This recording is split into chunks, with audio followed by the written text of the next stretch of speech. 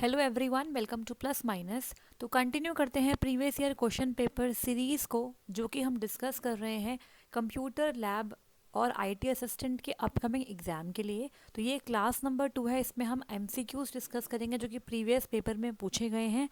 और इससे पहले वाली क्लास अगर आपने नहीं देखी है तो आप जाके देख सकते हैं, आपको वीडियोस के अंदर वो क्लास मिल जाएगी। तो स्टार्ट करते हैं आज की क्लास को। इसमें बहुत सारे हमने क्वेश्चंस डिस्कस करने हैं जो कि इम्पॉर्टेंट है हमारे अपकमिंग एग्जाम के लिए।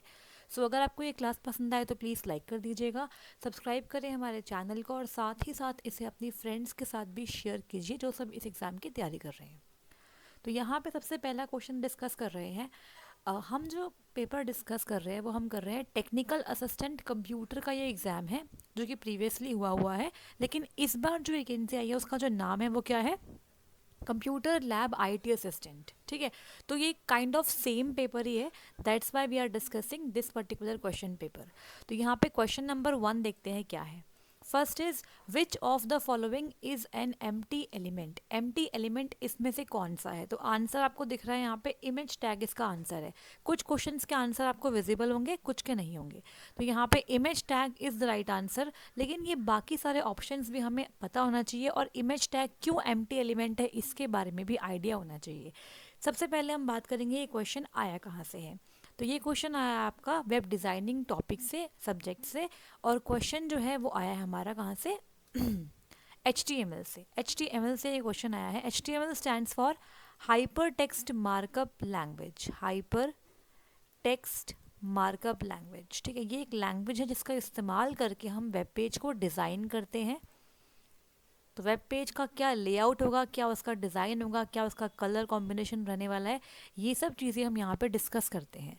अब यहाँ पे हम बात कर रहे हैं एलिमेंट की। पहले बात हम बात करेंगे एलिमेंट की। तो एलिमेंट का मतलब क्या होता है? तो HTML में क्या होता है, बहुत सारे प्री डिफाइंड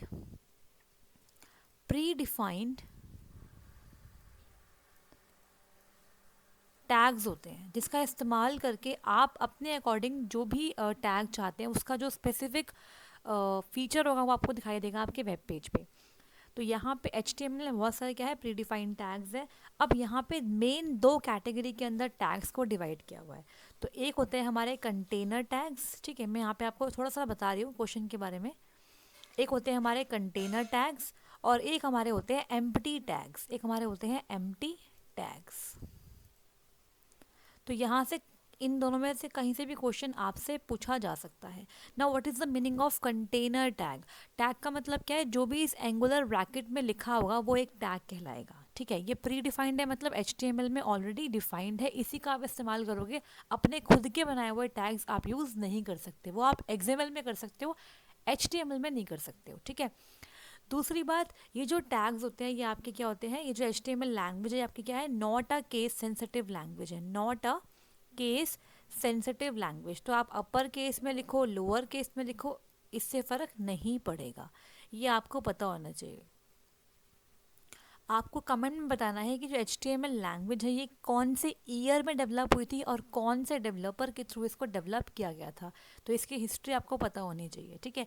तो ये आप ज़रूर से कमेंट डाउन कर दीजिएगा अगर आपको इसका आंसर पता है। अब यहाँ पर हम बात करेंगे कि कंटेनर टैग का मतलब क्या होता है। तो कंटेनर टैग का मतलब होता है वो टैग जिसके पास ओपनिंग टैग भी है और क्लोजिंग टैग भी है, ठीक है। मतलब जिस तरीके से यहाँ पे ओपनिंग है कुछ, बीच में आपका कंटेंट आएगा और यहाँ पे आपका क्लोजिंग टैग आएगा, और क्लोजिंग हमेशा स्लैश के साथ स्टार्ट होगा, ठीक है। फॉरवर्ड स्लैश के साथ इसका क्लोजिंग टैग स्टार्ट होगा। एम्प्टी मतलब होता है कि इसके पास सिर्फ और सिर्फ स्टार्टिंग टैग होगा, ओनली स्टार्टिंग टैग होगा। क्लोजिंग टैग यहाँ पे प्रेजेंट नहीं होता। क्लोजिंग टैग यहाँ पे प्रेजेंट नहीं होता। फॉर एग्जाम्पल अगर हम बात करें पैराग्राफ टैग, तो मैंने यहाँ पे लिखा माई पैराग्राफ, तो ये मेरा कंटेंट है। माई पैराग्राफ क्या है, मेरा कंटेंट है, और ये मैंने इसे क्लोज कर दिया। तो ये पूरा क्या कहलाएगा, ये पूरा आपका HTML एलिमेंट कहलाएगा। तो आप कह सकते हो कि an HTML element is defined by the start tag, content और एंड टैग। तो ये स्टार्ट टैग है आपका, ठीक है।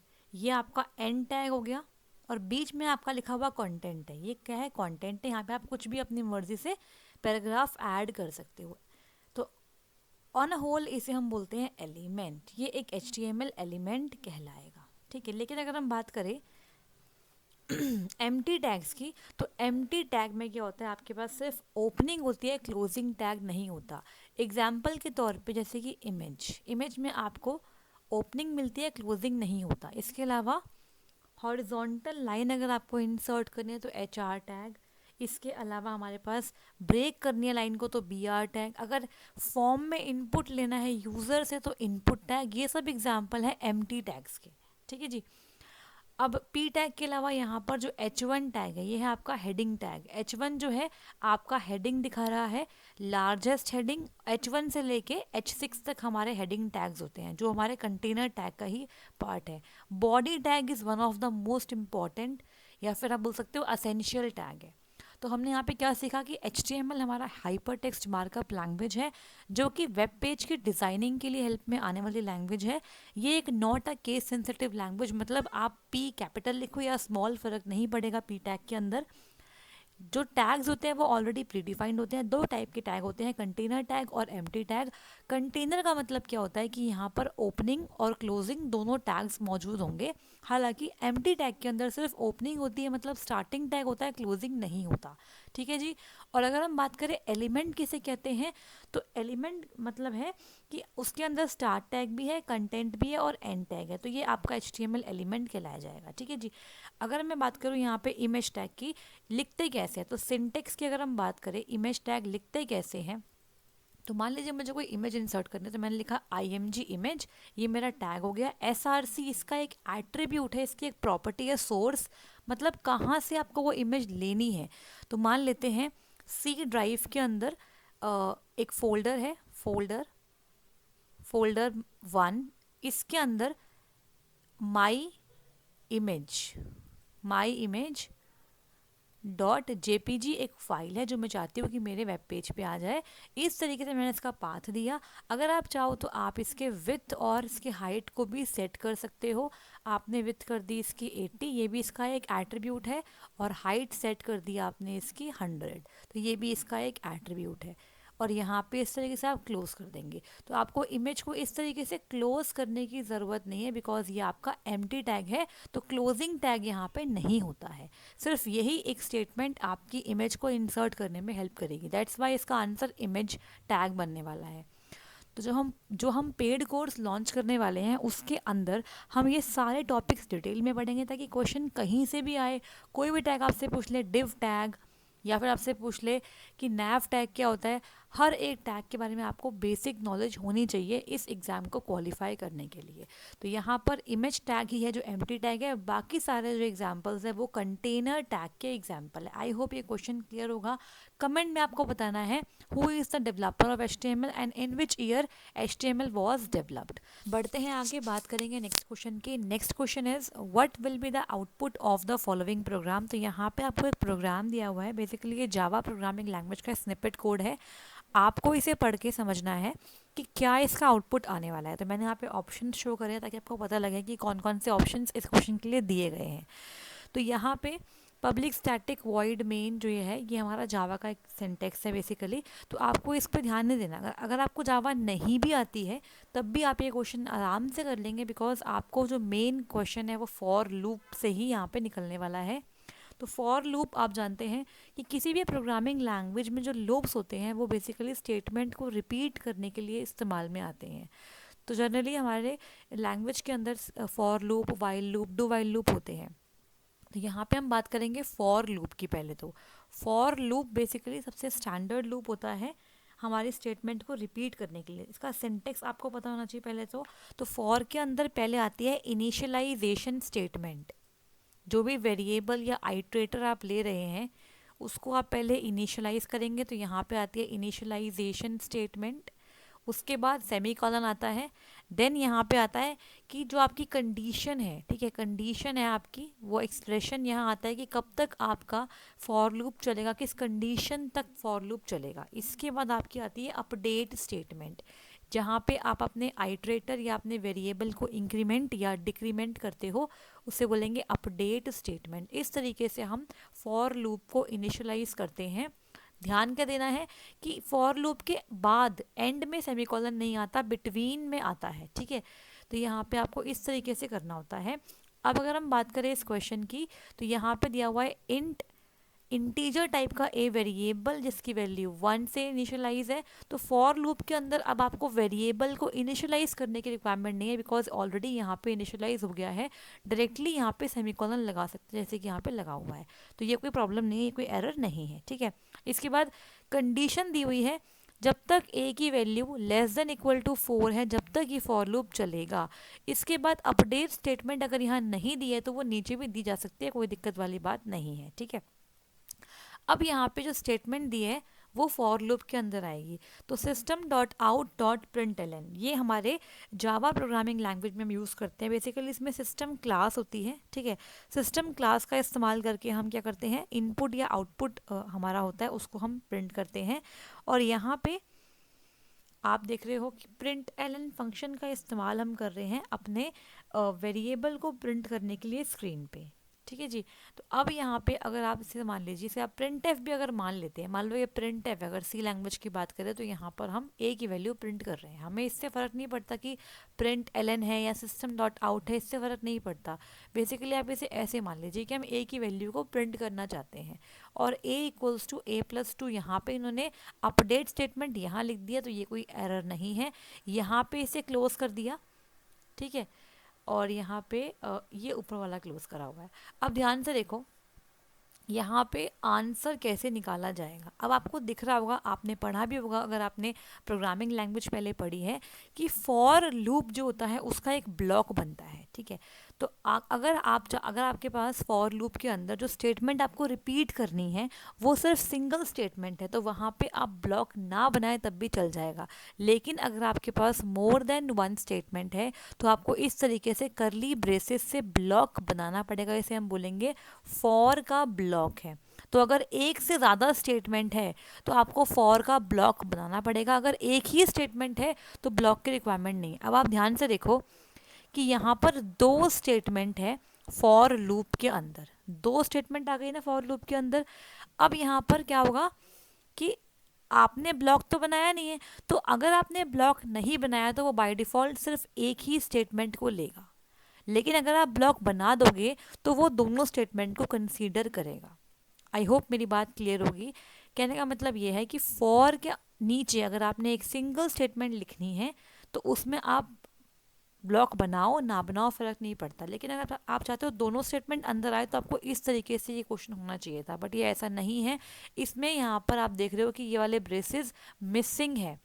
अगर ये ब्रेसेस मिसिंग है तो मतलब फॉर का ब्लॉक सिर्फ एक ही स्टेटमेंट माना जाएगा। तो प्रिंट एफ वाले जो स्टेटमेंट है ना, system dot out print l n a, सिर्फ यही फॉर ब्लॉक के अंदर आएगी, नीचे वाली स्टेटमेंट को कंसीडर नहीं किया जाएगा।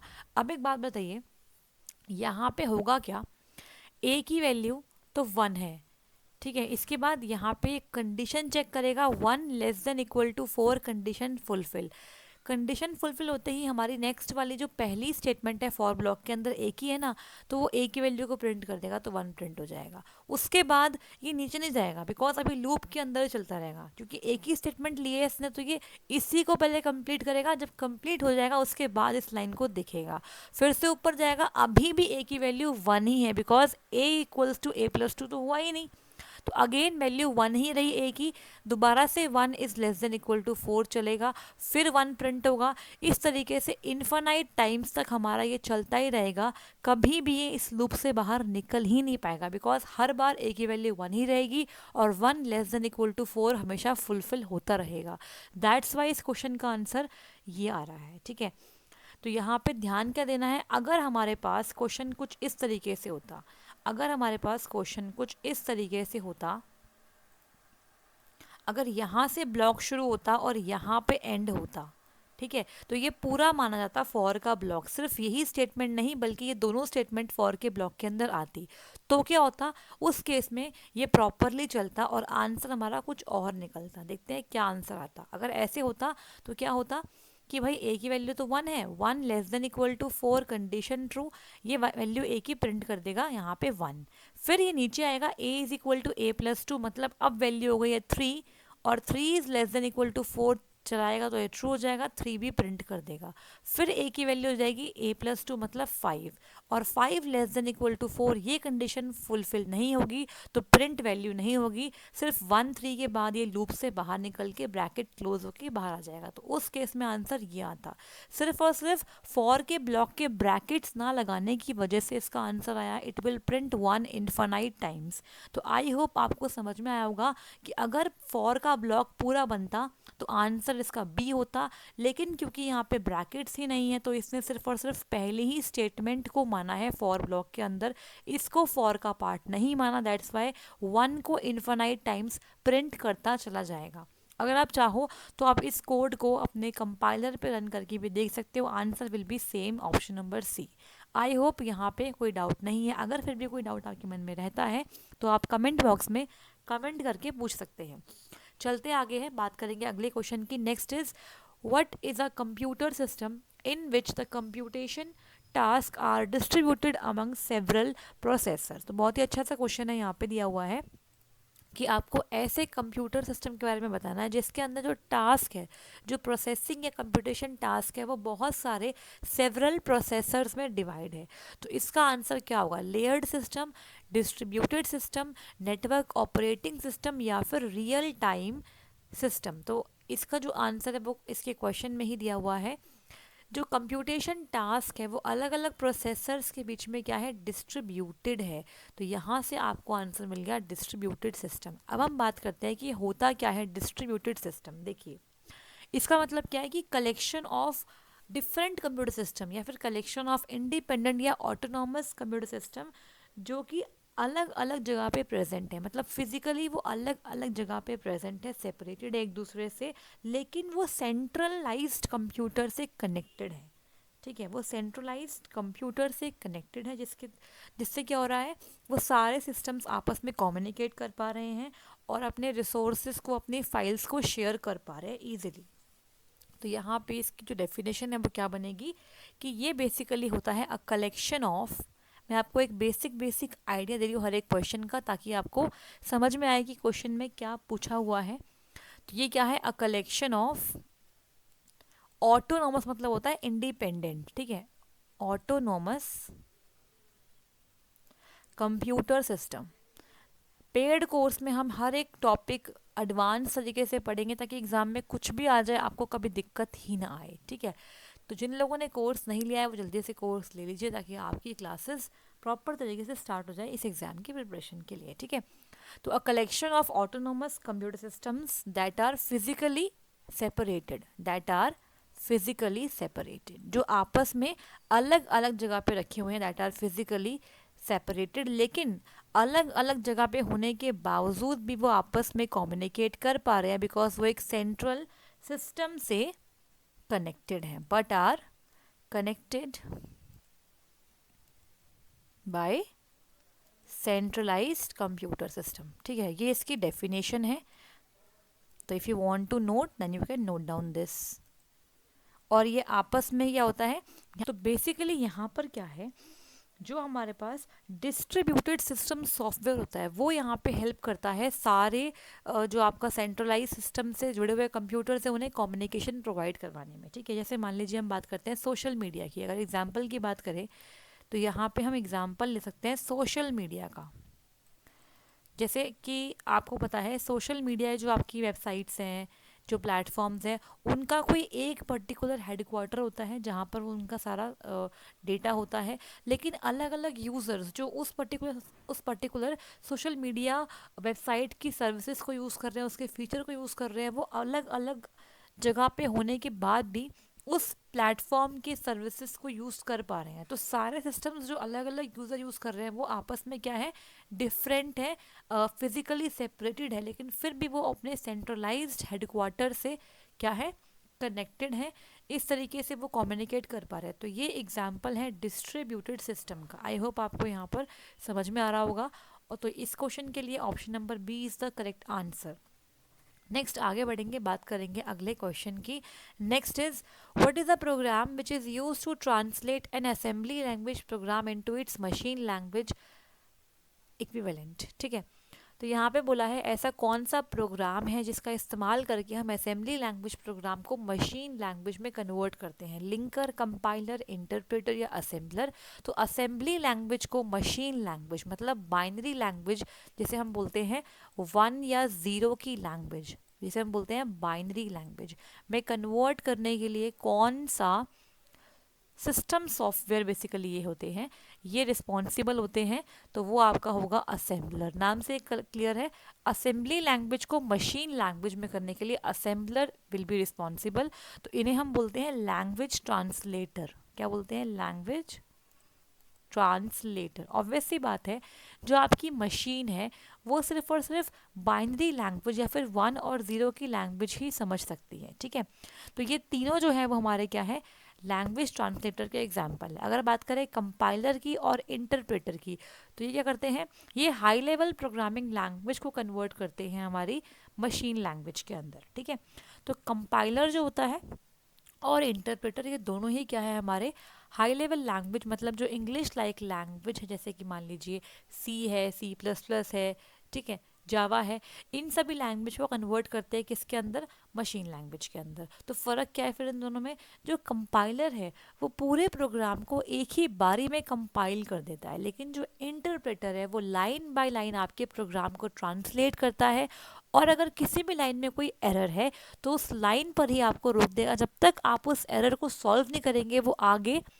ट्रांसलेशन स्टार्ट नहीं करेगा। यही इसमें डिफरेंस है। तो कंपाइलर पूरे प्रोग्राम को एक साथ कंपाइल करता है, interpreter line by line convert करता रहता है।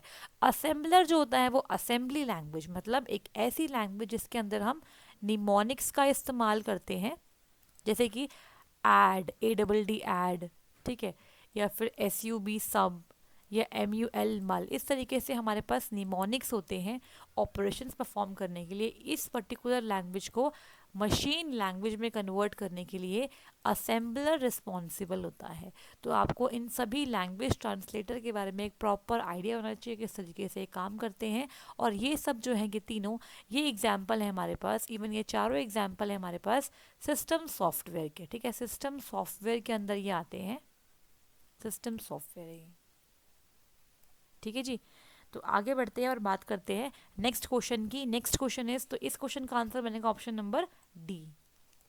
Next is which of the following is not a category of multimedia. जो आपको ऑप्शंस दिए उसमें से कौन सा ऐसा ऑप्शन है जो कि मल्टीमीडिया की कैटेगरी नहीं है। तो सबसे पहले यहाँ पे हम बात करेंगे मल्टीमीडिया है क्या। ये अपने आप में एक चैप्टर है, यहाँ पे बहुत सारे क्वेश्चंस आ सकते हैं यहाँ से। ठीक है, तो मल्टीमीडिया के बारे में हमें क्या पता होना चाहिए, पहली बात तो कि इसका मतलब क्या है। अब आप देखिए, मल्टी का मतलब होता है मैनी, मल्टी मतलब होता है मैनी, और मीडिया का मतलब होता है अलग अलग मीडियम्स। ठीक है, तो यहाँ पर क्या है, बेसिकली मल्टीमीडिया एक वो माध्यम है जिसके थ्रू हम इंफॉर्मेशन को ट्रांसफ़र कर सकते हैं एक जगह से दूसरी जगह। अब जो हम इंफॉर्मेशन ट्रांसफ़र कर रहे हैं वो क्या क्या हो सकती है, वो हमारे पास टेक्स्ट हो सकती है, वो हमारे पास कोई इमेज हो सकती है, या फिर कोई पिक्चर हो सकती है, वो ऑडियो हो सकती है, या वो वीडियो हो सकती है। तो इस तरीके से अलग अलग मीडिया आप एक जगह से दूसरी जगह पे ट्रांसफ़र कर सकते हैं। तो आप लिख लीजिए इसके अंदर कि ये एक टाइप ऑफ क्या है, a type of medium, a type of medium that allows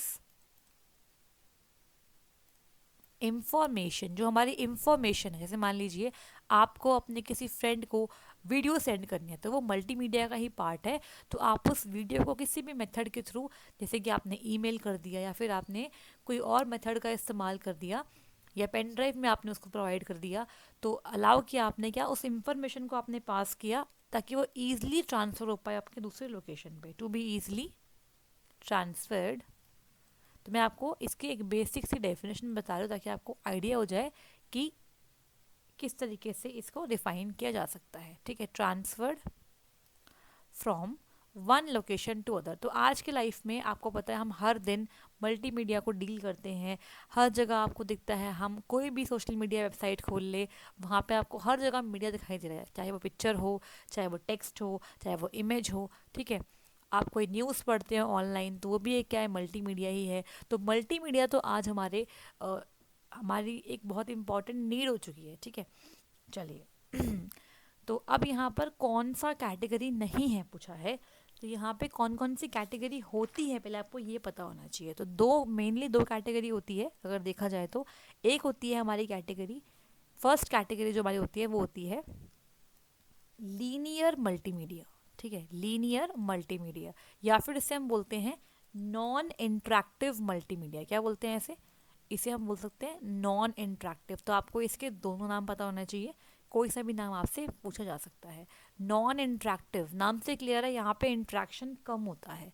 और सेकंड जो होता है वो हमारा होता है नॉन लीनियर, या फिर इसे हम बोलेंगे इंटरेक्टिव, ठीक है, नॉन लीनियर मल्टीमीडिया, या फिर इसे हम बोलेंगे इंटरेक्टिव।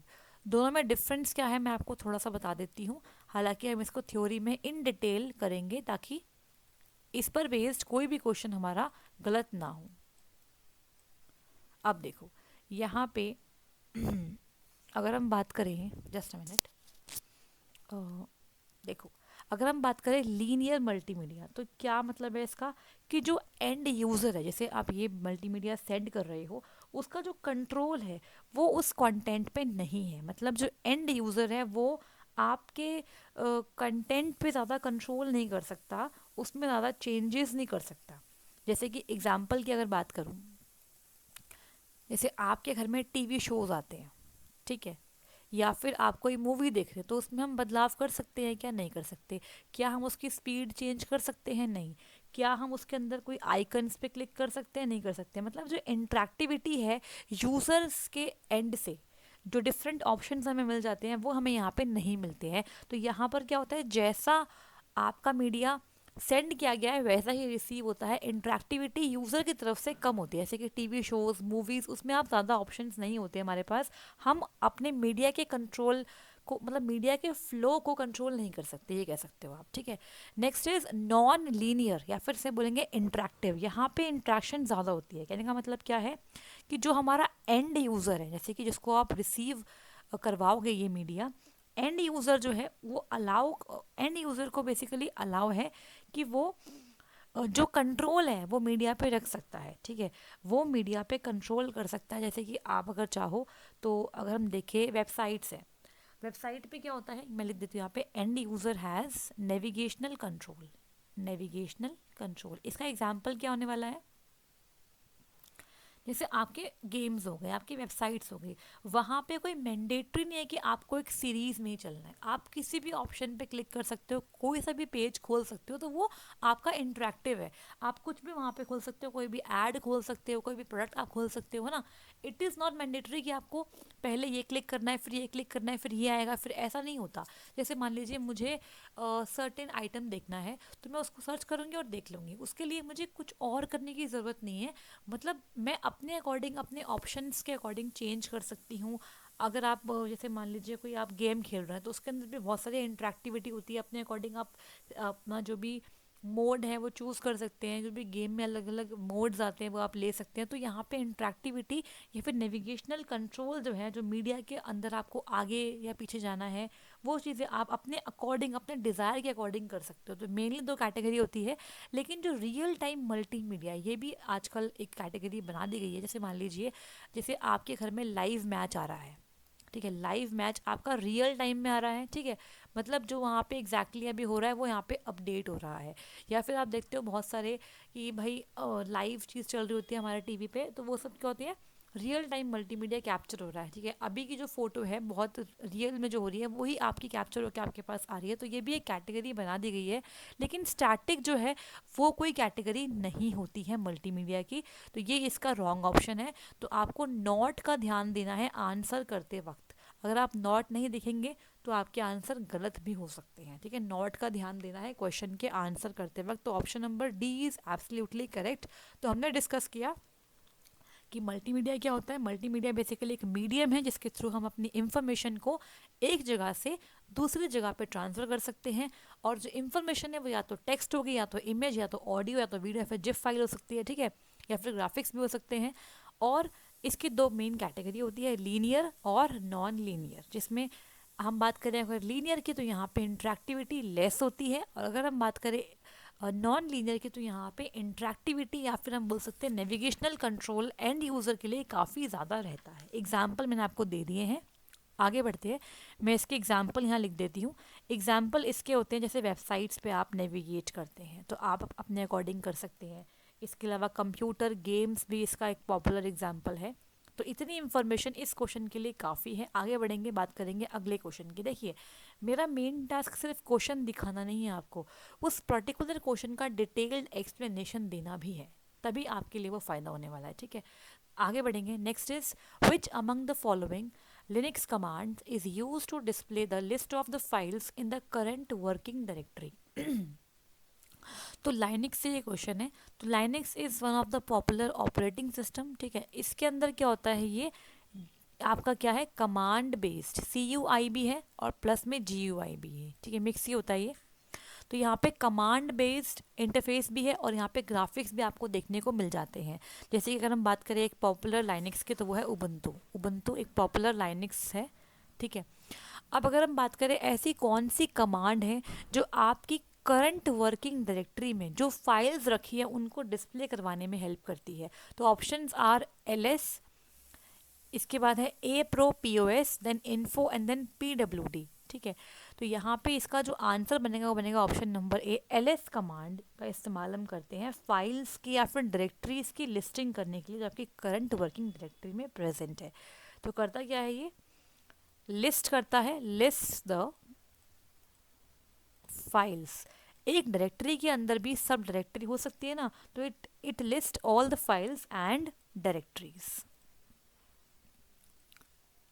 ठीक है, with in current working directory. जिस डायरेक्टरी में आप अभी मौजूद हैं उसके अंदर प्रेजेंट सभी फाइल्स और सभी सब डायरेक्टरीज को ये दिखा देता है, ठीक है, करंट वर्किंग डायरेक्टरी।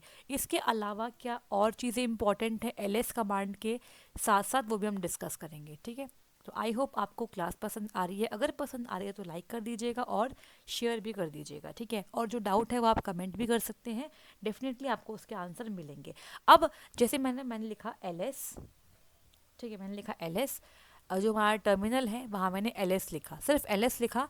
तो क्या होगा, ओनली LS लिखने से क्या होगा, आपके सामने जितनी भी फाइल्स प्रेजेंट है उन फाइल्स के नाम आ जाएंगे। तो बेसिकली इट लिस्ट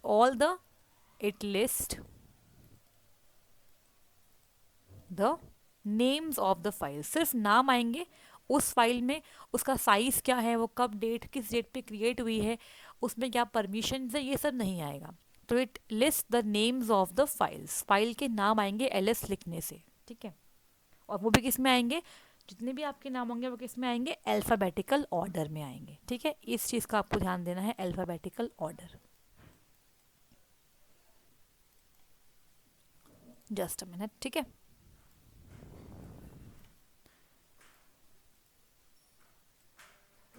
अच्छा, अब अगर आपसे इसी क्वेश्चन में थोड़ा सा और चेंज कर दिया जाए और बोला जाए कि अगर आपको हिडन फाइल्स भी शो करवानी है, हिडन फाइल्स भी शो करवानी है जो आपके डायरेक्टरी में पड़ी है, तो आपको LS के साथ क्या लगाना पड़ेगा। तो LS ना कुछ ऑप्शंस भी यूज़ करता है अपने फंक्शन को और प्रॉपर तरीके से परफॉर्म करने के लिए। तो आपको बताना है कि LS के बाद हम ऐसा क्या लिखे, LS हाइफन के बाद हम यहाँ पे ऐसा क्या लिखे जिससे हिडन फाइल्स भी आपके सामने आ जाए। और एक और चीज़ बताती हूँ आपको, जो हिडन फाइल्स होती है वो स्टार्ट होती है डॉट से। हिडन फाइल्स हमेशा डॉट से स्टार्ट होती है, तो बिगिंस विद डॉट। तो डॉट वाली फाइल्स ऐसे नहीं आएगी ओनली LS लिखने से, वो आपको कुछ और ऑप्शन लगाना पड़ेगा, ठीक है। तो इसका आंसर कमेंट में देंगे कि यहाँ पे ऐसा क्या लिखे, क्या ऑप्शन लिखे यहाँ पे कि आपकी हिडन फाइल्स भी आपको दिखाई दे आपकी बाकी फाइल्स के साथ। इसका आंसर आपको कमेंट में देना है, ठीक है जी। चले आगे बात करेंगे नेक्स्ट क्वेश्चन की। Next question is which among the following is a property of database transaction that states it can not be divided up any further. तो यहाँ पे बोला है कि डेटाबेस ट्रांजैक्शन की ऐसी कौन सी प्रॉपर्टी है जो ये डिफाइन करती है कि इससे ज़्यादा ये अब डिवाइड नहीं होगा, ये आपको बताना है, ठीक है। तो ये बहुत ही अच्छा सा क्वेश्चन है और ऑलमोस्ट ये क्वेश्चन आता ही है जब भी आप ट्रांजैक्शन पढ़ेंगे डीबीएमएस के अंदर, तो ये आता ही आता है। तो पहले हम बात करते हैं ट्रांजैक्शन होता क्या है। देखो डेटाबेस आप जानते हो क्या होता है, collection of related data is called as database. अब यहाँ पे ट्रांजैक्शन का मतलब क्या होता है, बेसिकली ट्रांजैक्शन का मतलब ये होता है कि कुछ सीरीज ऑफ एक्शंस है जिसको हम परफॉर्म कर रहे हैं, ठीक है। जो परफॉर्म या तो कोई सिंगल यूज़र कर रहा होगा या फिर कोई एप्लीकेशन प्रोग्राम कर रहा होगा आपके डेटाबेस के कंटेंट को या तो रीड करने के लिए या फिर अपडेट करने के लिए, ठीक है। तो वो सीरीज ऑफ एक्शंस को हम बोलते हैं ट्रांजैक्शन, ठीक है। अब यहाँ पे just a minute,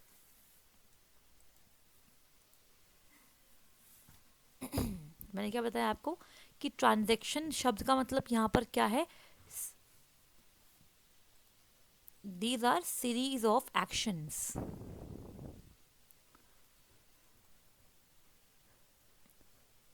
which helps to read or update the data, read or update the content of database, ठीक है जी। ये इसका एक मेन डेफिनेशन मान लीजिए। अब यहाँ पे हम बात करेंगे इस पर्टिकुलर टर्म की कि it can not be divided up any further. ये कौन सी प्रॉपर्टी है हमारी ट्रांजैक्शन की। जब भी हम ट्रांजैक्शन पढ़ते हैं तो हमारे पास कुछ प्रॉपर्टी होती है, तो हम डिस्कस करते हैं एसिड प्रॉपर्टीज। ये हमेशा आती है acid properties of transaction, acid property. इसका मतलब क्या होता है, ए का मतलब होता है एटॉमिसिटी। ए का मतलब क्या होता है, एटॉमिसिटी। इसके बारे में पढ़ लेना, ये हमेशा एग्जाम में आता ही आता है। Now what is the meaning of atomicity. इसका मतलब होता है कि जो आपका ट्रांजैक्शन है या तो वो आपका होगा, मतलब जो आपका ट्रांजैक्शन है या तो वो कंप्लीटली होगा एग्जीक्यूट या वो बिल्कुल एग्जीक्यूट नहीं होगा। मतलब वहाँ पे पार्शियल एग्जीक्यूशन नहीं होना चाहिए। ये इसका मतलब होता है कि इसका मतलब होता है एटॉमिसिटी का, ठीक है। तो नेक्स्ट हमारा जो सी होता है वो होता है consistency. Next is just a minute, next is consistency. इसका मतलब क्या होता है, इसका मतलब ये होता है कि अगर आपका डेटाबेस ट्रांजैक्शन के होने से पहले कंसिस्टेंट स्टेट में था, तो ट्रांजैक्शन के होने के बाद भी, अपडेशन के होने के बाद भी आपका जो डेटाबेस है वो क्या रहेगा, कंसिस्टेंट स्टेट में ही रहना चाहिए। तो वो उसकी स्टेट चेंज नहीं होनी चाहिए अपडेशन के बाद भी। बट होता क्या है जनरली ऑलमोस्ट केस में अपडेशन के बाद हमारा जो ट्रांजैक्शन होने के बाद डेटाबेस इनकंसिस्टेंट हो जाता है, तो उसी को हमें ठीक करना होता है, ठीक है। इसके बाद आई का मतलब होता है isolation. I stands for isolation. अब इसका मतलब क्या है, इसका मतलब क्या, जैसे मान लीजिए कोई दो ट्रांजैक्शन है T1 और T2, ठीक है। तो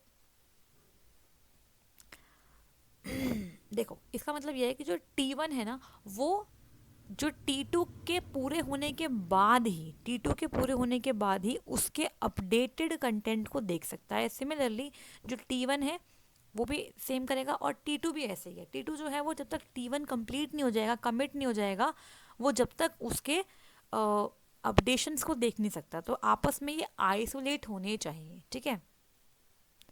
इसके बाद हम बात करेंगे डी की, दैट इज़ ड्यूरेबिलिटी। इसका मतलब क्या होता है कि जब हमारा जो ट्रांजैक्शन है वो सक्सेसफुल कंप्लीट हो गया है, डी स्टैंड्स फॉर ड्यूरेबिलिटी। तो पहली बात तो आपको इसकी फुल फॉर्म पता होनी चाहिए, यहाँ से क्वेश्चन पूछ लेते हैं।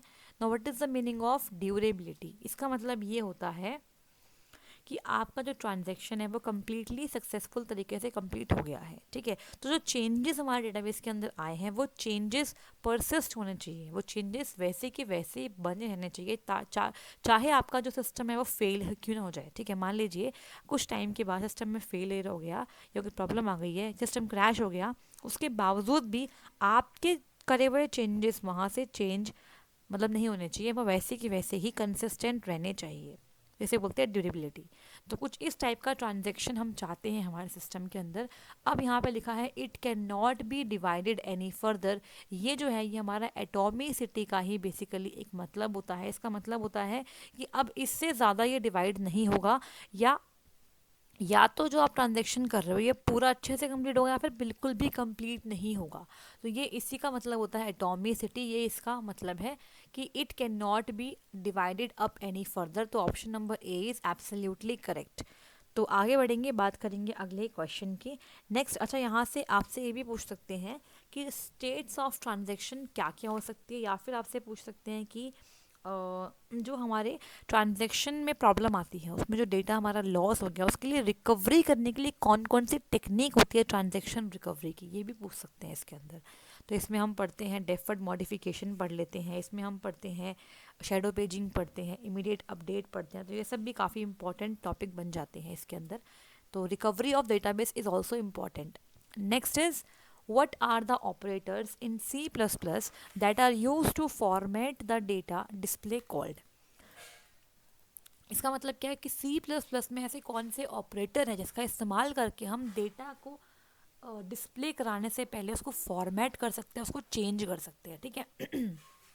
Options are assignment operator, manipulators, logical operator या फिर फॉर्मेटर। तो यहाँ पे इस क्वेश्चन का आंसर बनेगा मैनिपुलेटर्स। तो बेसिकली जो हमारे मैनिपुलेटर हैं वो ऑपरेटर्स क्या हो, या फिर हम बोल सकते हैं स्पेशल फंक्शंस होते हैं। क्या होते हैं? स्पेशल फंक्शंस होते हैं। ये ऑपरेटर्स या फिर स्पेशल फंक्शन होते हैं जिसका इस्तेमाल करके हम डेटा को फॉर्मेट कर सकते हैं डिस्प्ले होने से पहले। तो ये बेसिकली हमारे जो ये वाले होते हैं ना इंसर्शन ऑपरेटर या फिर जो हमारे होते हैं एक्सट्रैक्शन ऑपरेटर, इसके साथ इस्तेमाल में लिए जाते हैं, ठीक है।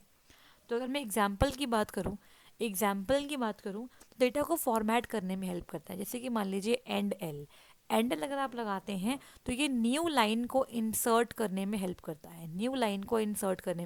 है, ये एक मैनिपुलेटर है। इसके अलावा अगर हम बात करें सेट डब्लू, यहाँ पे आप कोई भी इंटीजर लिख सकते हैं, ठीक है। तो ये हमारे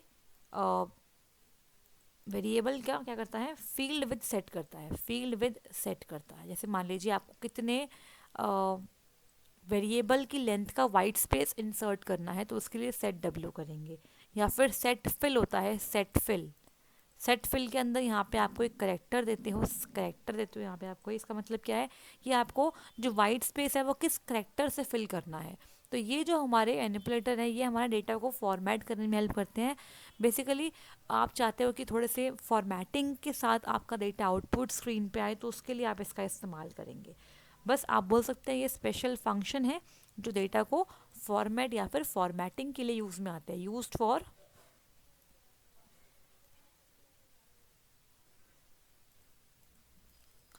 formatting of data. For example जैसे मैंने लिखा सी आउट हेलो, ठीक है, मैंने लिखा एंडल, और यहाँ मैंने लिखा सी आउट एवरीवन। तो ये इस पर्टिकुलर कोड से क्या आउटपुट निकलेगा, इस तरीके से कर देते हैं, ठीक है। तो ये आपका आ जाएगा हेलो। हेलो के बाद क्योंकि एंडल एक मैनिपुलेटर है तो ये न्यू लाइन को इंसर्ट करेगा। अब जो एवरीवन है वो यहाँ से लिखा हुआ आएगा इस तरीके से। लेकिन अगर ये यहाँ पे नहीं होता तो ये हेलो एवरीवन एक साथ ही आता। तो मैनिपुलेटर की वजह से क्या हुआ, हमारा जो डिस्प्ले है जो कंटेंट का वो चेंज हो गया, वो ऐसे हो गया, वरना वो ऐसे रहता। इस तरीके से डिफरेंट मैनिपुलेटर्स आपके एग्जाम में आ सकते हैं। सेट डब्ल्यू, सेट फिल काफ़ी इंपॉर्टेंट है। या फिर एक होता है सेट प्रिसीजन भी एक इम्पॉर्टेंट है, जो ये बताता है कि फ्लोटिंग पॉइंट नंबर में डेसिमल के बाद कितनी डिजिट्स आपको रखनी है। तो वो आप यहाँ डाल देंगे कि डेसिमल के बाद आपको 3 चाहिए, 4 चाहिए, तो वो आपका जो प्रिसीजन है वो सेट कर देगा। तो आई होप आपको यहाँ पे समझ में आएगा। Option number B is absolutely correct, ये इसका आंसर बनने वाला है। नेक्स्ट क्वेश्चन देखते हैं। Next is which of the following device operates at the network layer of OSI model. तो OSI मॉडल बहुत इंपॉर्टेंट है, that stands for open system interconnection. तो ये नेटवर्किंग का एक काफ़ी इंपॉर्टेंट मॉडल है। इसमें 7 लेयर्स होती हैं, ठीक है, 7 लेयर होती है इसके अंदर, जिसपे हमारा कम्युनिकेशन जो है वो काम करता है। तो इसको हम डिस्कस करेंगे नेटवर्किंग चैप्टर में डिटेल में। अब यहाँ पूछा है कि OSI मॉडल के नेटवर्क लेयर हमारी होती है 3rd लेयर, ठीक है। नेटवर्क लेयर पे कौन सा डिवाइस जो है, नेटवर्क डिवाइस वो काम में आता है, हब, एनआईसी, राउटर या ब्रिज। तो हब तो हमारे आते हैं फिजिकल लेयर पे काम, ब्रिज हमारे आते हैं जनरली डेटा लिंक लेयर पे काम, एनआईसी भी हमारे हमारे डेटा लिंक लेयर पे ही ऑलमोस्ट रहते हैं, लेकिन जो राउटर है वो इसका ज़्यादा बेटर आंसर है। Router is the right answer for this particular question. तो राउटर्स बेसिकली होते क्या है? राउटर्स हमारे नेटवर्किंग डिवाइस होते हैं जिसका इस्तेमाल करके हम क्या करते हैं, डेटा पैकेट्स को एक जगह से दूसरी जगह पहुंचाते हैं। तो यहाँ पे ये थर्ड लेयर पे काम करता है, तो ये आईपी एड्रेस को रीड करता है, ठीक है। आईपी एड्रेस जो भी आपका डेस्टिनेशन है उसके आईपी एड्रेस को रीड करेगा और एक प्रॉपर पाथ निकालेगा, ठीक है। एक पाथ ढूंढेगा कि किस पाथ से हम बेस्ट पाथ निकालेगा, जिस पाथ से हम अपने डेटा पैकेट को सेंड कर पाएंगे सेंडर से रिसीवर की तरफ, ठीक है। सेंडर से रिसीवर की तरफ क्या बेस्ट पॉसिबल पाथ होगा उसका इस्तेमाल करता है ये हमारा राउटर। तो राउटर जो है वो राउटिंग टेबल का इस्तेमाल करता है और साथ में जो आपका आईपी एड्रेस में जो हेडर होता है, हेडर, उस हेडर के अंदर डेस्टिनेशन एड्रेस को देखता है, अपने राउटिंग टेबल में मैच करता है और फिर उसको बेस्ट पॉसिबल पाथ देखकर सेंड कर देता है। तो ये काफ़ी इंटेलिजेंट डिवाइस होता है जो कि हमारे नेटवर्क लेयर पे काम करता है। तो इसका ऑप्शन नंबर सी बिल्कुल करेक्ट है, ठीक है। बाकी डिवाइस भी आपको पढ़ने हैं तो ये हम डिस्कस भी करेंगे और आप भी अपना ज़रूर से पढ़िए, बिकॉज इसमें से कोई सा भी डिवाइस आपसे पूछा जा सकता है। चाहे वो आपसे पूछ लेंगे स्विच क्या होता है, ब्रिज क्या होता है, हब क्या होता है, गेटवे क्या होता है, तो यहाँ पे कुछ भी आपसे पूछ सकते हैं। सब्सक्राइब करें हमारे चैनल को और साथ ही साथ इसे फ्रेंड्स के साथ शेयर करिए ताकि आपको आपके आने वाले एग्ज़ाम में मैक्सिमम पॉसिबल हेल्प हो सके। और अगर आप चाहते हैं कि आप एक प्रॉपर गाइडेंस चाहते हैं मुझसे, तो आप पेड कोर्स ज्वाइन कर सकते हैं जो कि जल्दी स्टार्ट होने वाला है, जिसमें हम हर एक टॉपिक को, जो सिलेबस मैंने डिस्कस किया था ए लेवल का सिलेबस, जो ए लेवल का सिलेबस है उस सिलेबस के अकॉर्डिंग हम तैयारी करेंगे ताकि इस एग्ज़ाम को हम अच्छे से अप्रोच कर सके। क्योंकि नंबर ऑफ़ वैकेंसीज कम है तो यहाँ पे हमें काफ़ी ध्यान देना पड़ेगा और एक अच्छी स्ट्रैटेजी के साथ इस एग्ज़ाम को अप्रोच करना होगा। तो क्लास अच्छी लगी तो लाइक कर दीजिएगा। थैंक यू सो मच, मिलते हैं नेक्स्ट क्लास में।